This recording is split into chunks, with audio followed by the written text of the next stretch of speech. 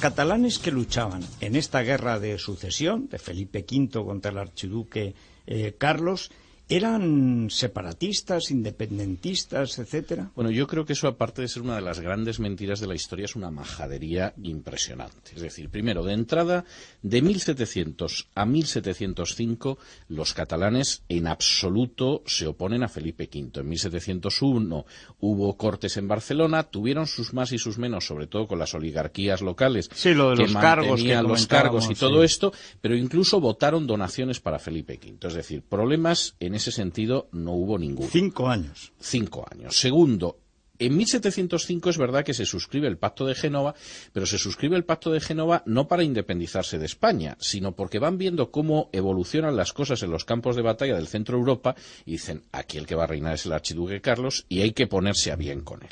Y entonces lo que se produce es una deslealtad, si se quiere, o incluso alta traición, o como se quiera calificar, buscando el rey que se va a quedar en España, pero en absoluto la salida de España.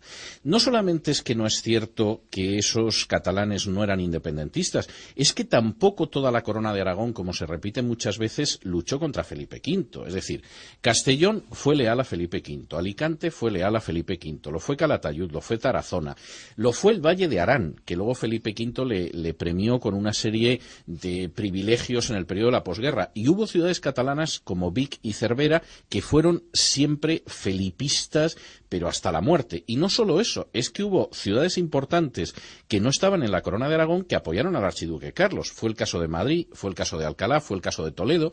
Es decir, lo que se produjo fue la típica guerra civil, en este caso una guerra dinástica, que dividió a España y que de alguna manera en un momento determinado provoca que la oligarquía catalana se apunte al bando del archiduque, convencida de que efectivamente el archiduque va a ganar la guerra por lo que pasa en el resto de Europa.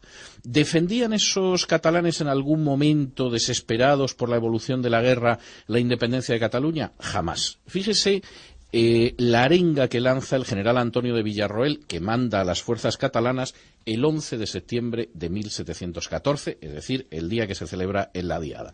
Y les dice, estáis luchando por nosotros y por toda la nación española. Es decir, aquella gente, empezando por Casanova, que no murió como un mártir, porque ya vimos que se retiró después de ejercer tranquilamente como abogado, tenía muy claro que por lo que estaba combatiendo era por la nación española y por uno de los aspirantes al trono, que era el archiduque Carlos, que finalmente no salió, que podía haber salido, pero que no salió.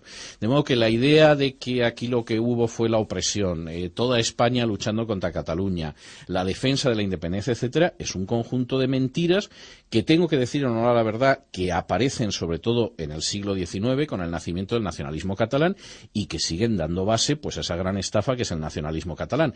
Porque después de la Guerra de Sucesión, si hubo una región de España que salió beneficiada por el triunfo de Felipe V y por los decretos de nueva planta, fue Cataluña, que pasó de la postración económica del XVII a la gran pujanza del XVIII.